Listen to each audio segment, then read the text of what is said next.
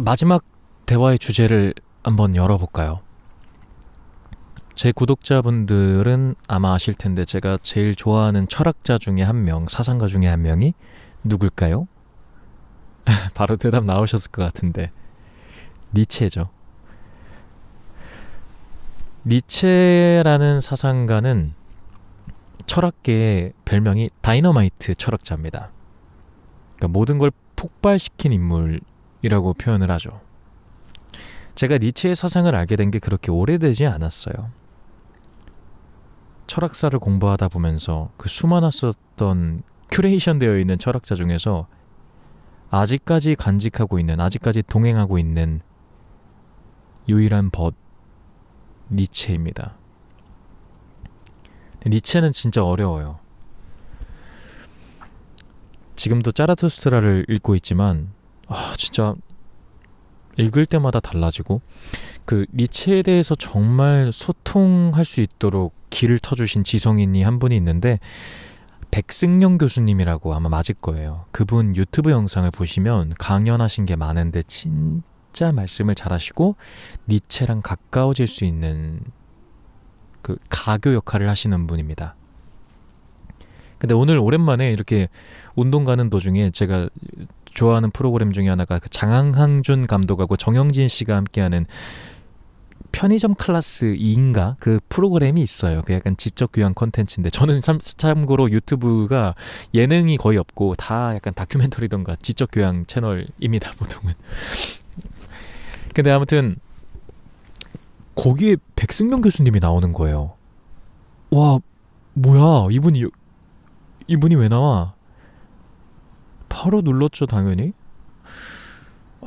근데 진짜 정말 역시 전문가는 더 많이 안다라는 걸 떠나서 더 많이 축약해서 정의할 수 있는 사람들인 것 같기도 해요. 오늘 그분이 말했었던 걸 좀 떠올려서 반추해서 저의 생각과 더해보자면, 니체가 신은 죽었다라고 왜 굳이 주창을 했을까?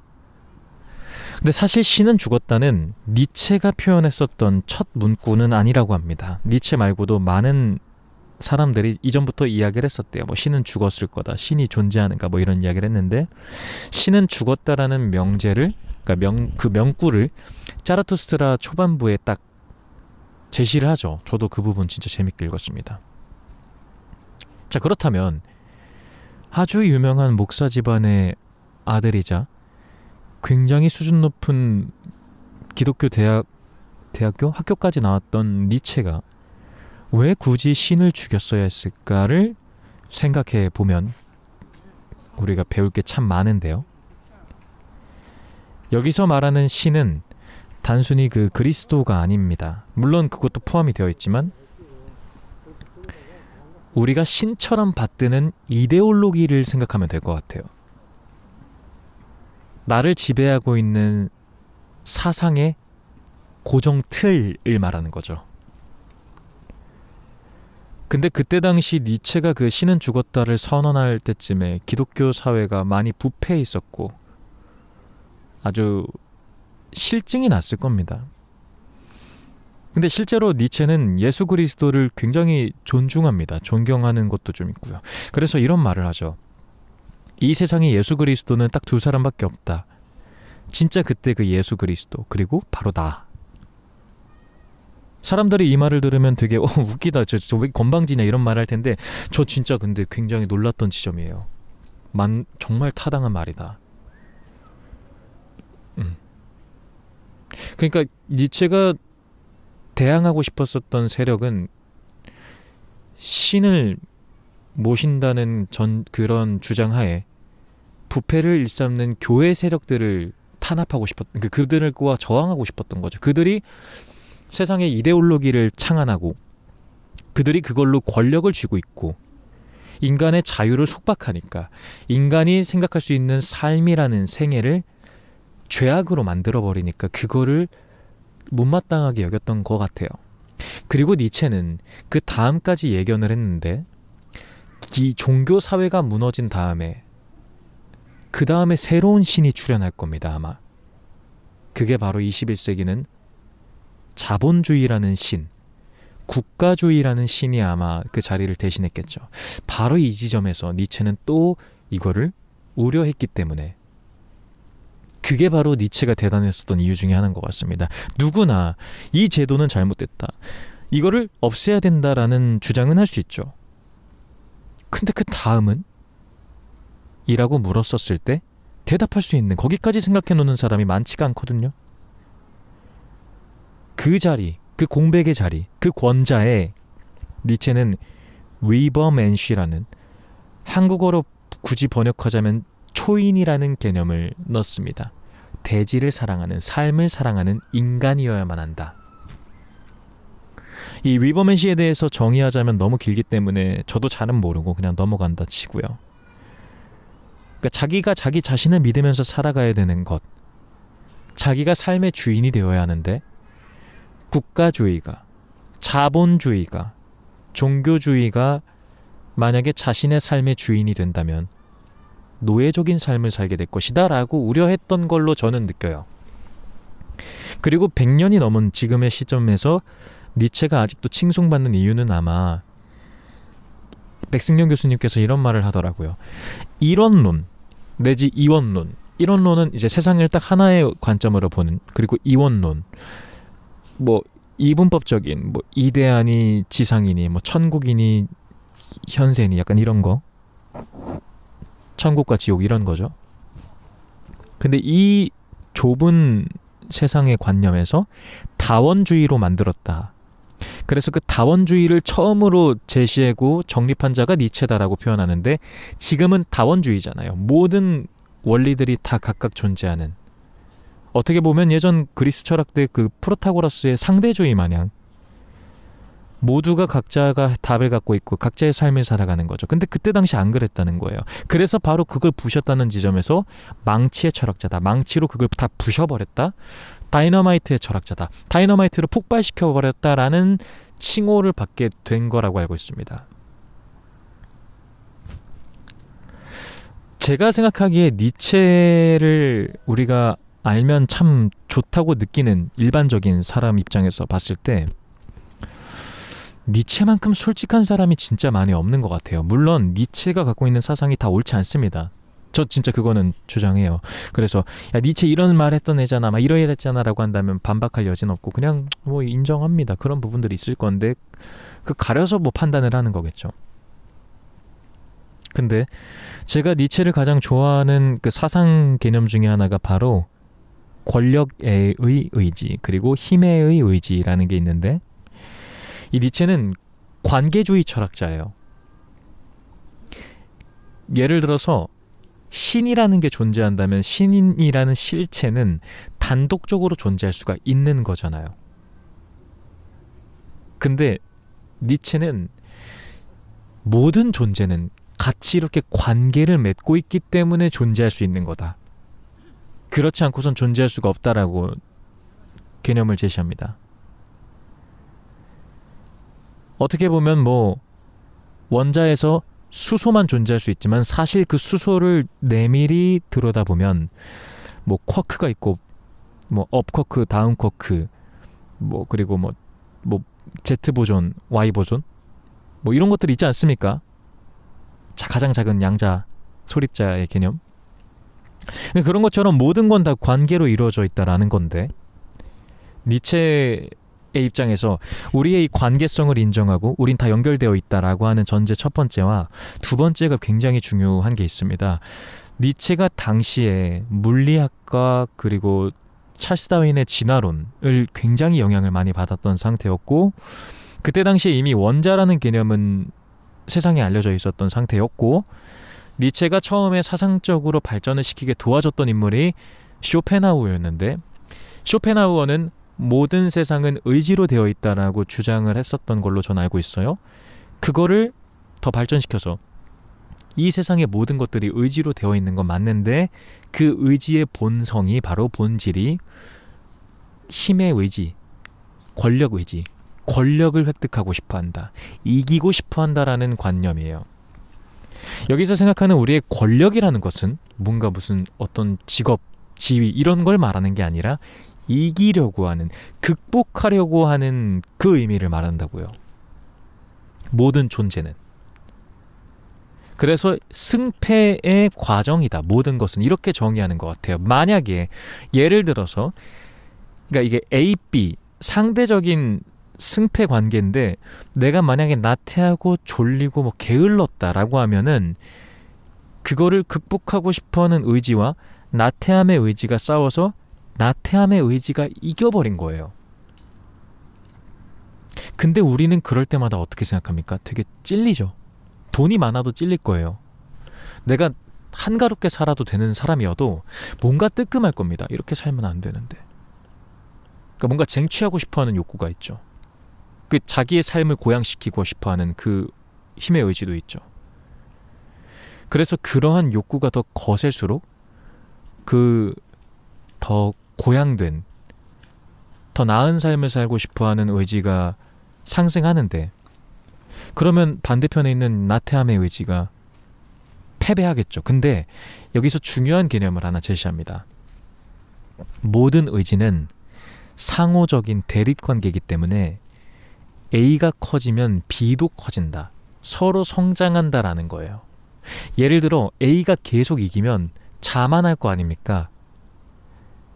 근데 그걸 가만히 놔두지 않고 B도 같이 성장을 해서 내가 그렇게 극복하려고 할수록 나태함의 의지도 그만큼 더 거세지기 때문에 이 싸움들이 끊이지 않고 우리는 항상 투쟁의 삶을 살 수밖에 없다라고 저는 지금 제 관념하엔 그렇게 정의를 하고 있어요. 그래서 니체는 바로 극복의 철학자입니다. 우리는 극복을 해나가는 과정이다. 원숭이와 사람, 사람에서 위버맨시로 이행하는, 정신단계에서는 짜라투스트라에서 말했었던 낙타에서 사자, 사자에서 어린아이로 가는 것처럼, 이 이행 단계처럼 우리는 극복을 하려고 하는 내적 욕망, 권력의 의지, 힘의 의지, 삶의 그 본성이 바로 이 지점인데, 이 힘의 의지를 갖고 싶어하는 욕망, 소망은 너무나 본능적이고 본성적인 건데 도대체 그걸 왜 막냐라는 거예요. 누가 막냐? 신이요. 그 신이 다시 한번 말하지만 예수 그리스도만 주창하는 게 아니라 이 세상의 수많은 이데올로기요. 패배자를 만드는 이데올로기.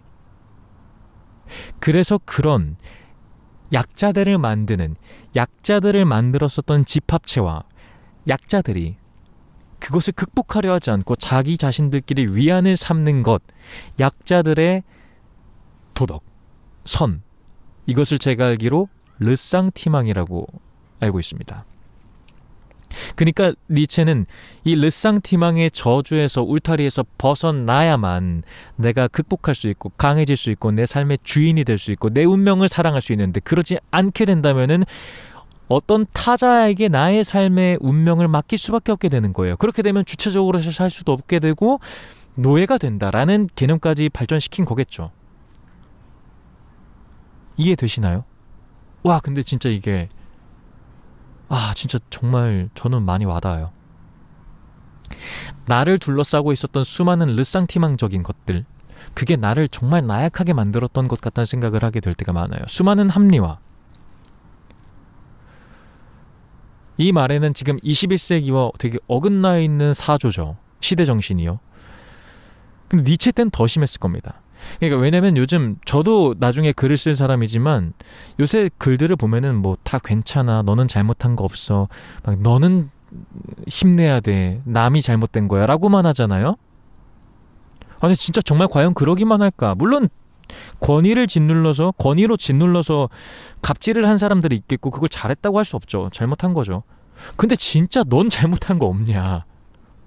그리고 진짜 네가 그거를 해결하고 싶으면은 가만히 그냥 당하고 있고 서로 위안만 받는 게 아니라 우리가 또 해야 될 것은, 니체가 원했었던 그 르상티망을 저주했었던, 그들을 혐오했었던 이유는 저는 좀 이해가 되는 게, 너네가 그 약자들의 도덕과 선악이 어디서 생겼냐면 노예 제도부터 생겼다라고 간주를 하는데, 지배층과 피지배층이 생기면서 지배층이 이들을 탄압하기 시작하지 않습니까? 그러면 너네가 해야 될 것은, 사명은 뭐냐? 너네끼리 뭉쳐서 그를 전복시키면 되는 건데 너넨 안 한다. 두렵고 귀찮아한다.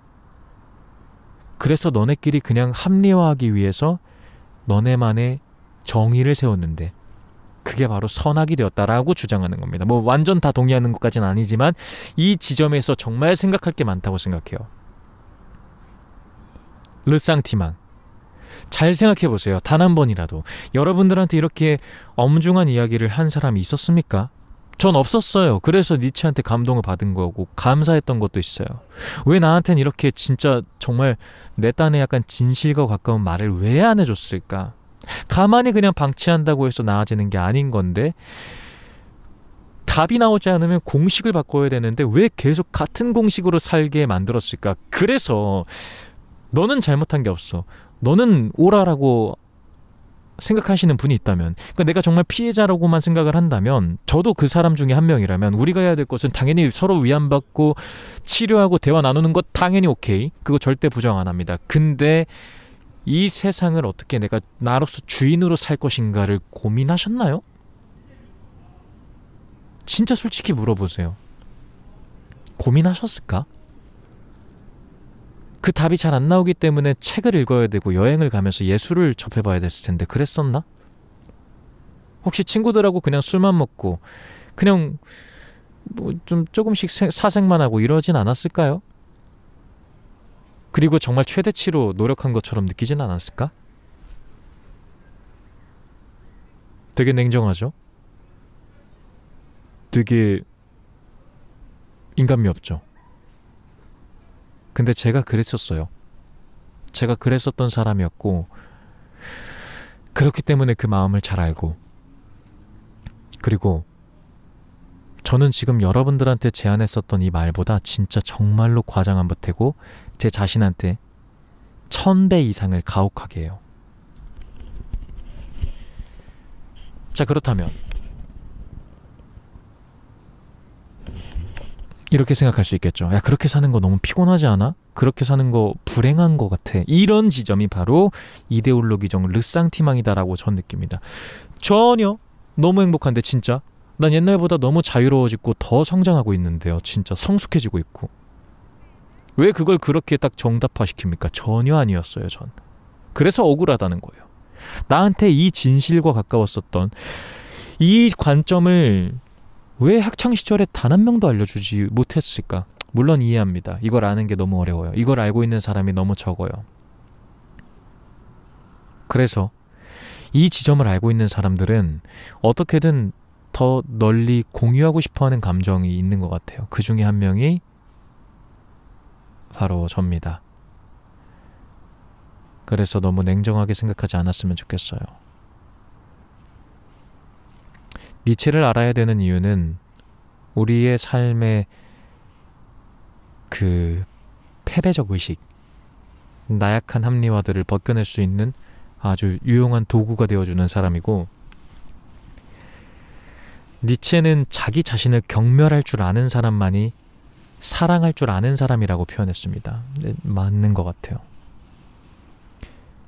예술이라는 것의 아름다움은 파괴와 창조에서 일어나는데 사랑할 줄 아는 사람은 창조할 줄 아는 자라고 표현을 하거든요. 사랑은 창조다, 약간 이 정도의 명제를 들이밀 정도로. 근데 자기 자신을 합리화하고 그대로만 이어가려고 하는 사람은요, 절대 파괴하지 않습니다. 자기 자신의 모습을. 그렇기 때문에 그 선행 작업이 되기 위해서 나의 짐승적인 모습을 경멸해야 한다. 그래서 자기 자신을 수치심을 느낄 줄 알고 부끄러워할 줄 아는 사람만이 내 자신을 죽이고 어제의 나를 죽이고 파괴하고 망치로 때려 부순 다음에 새롭게 극복의 창조를 할 수 있다. 그리고 그것들이 쌓이다 보면 또 파괴하고 창조하고 변정법적인 정반합적인 과정이 이루어지겠죠. 전 이걸 깨닫고 나서 정말 삶이 많이 나아졌습니다. 그래서 이게 호불호가 많이 갈릴 건 압니다. 되게 위험한 발언이긴 하지만 혹시나 제 이야기가 잘 전달이 됐다면 아마 삶의 조그만 동력이 되지 않았을까 생각을 하고요. 그리고 저랑 반대 지점에 있으신 분들은 뭐 건강한 비판은 환영합니다만 원색적인 비난은 반려하겠습니다. 기준은 없죠. 그냥 악플 달고 싶으면 어쩔 수 없죠. 뭐 근데 아무튼 뭐 지적 대화는 언제든지 환영해요. 비판하는 사람과 대화하는 거 재밌거든요. 나를 일방적으로 존중하는 사람보다 그런 사람이 또 대화할 때 재밌는 부분도 있어요. 아무튼 자기 자신을 조금 경멸하고 자기 자신을 부끄러워하여 극복할 줄 아는 사람이 진짜 사랑하는 사람이지, 그냥 내 새끼 예뻐, 넌 진짜 최고야, 어이구 예뻐라 하면서 다 부다듬어주면 뭐 알아서 생각을 해보면 좋을 것 같습니다. 삶은 고통이 있고 삶은 극복해야 된다라는 이 진리를 하루라도 빨리 좀 받아들였으면, 그리고 그 극복 속에서 우리는 행복과 삶의 의미를 깨닫는다는 것, 이거를 조금이라도 간직할 수 있으면 제 딴에 더 나은 하루가 되지 않을까 생각을 하면서 오늘의 이야기를 마무리해 보도록 하겠습니다. 들어주셔서 감사합니다.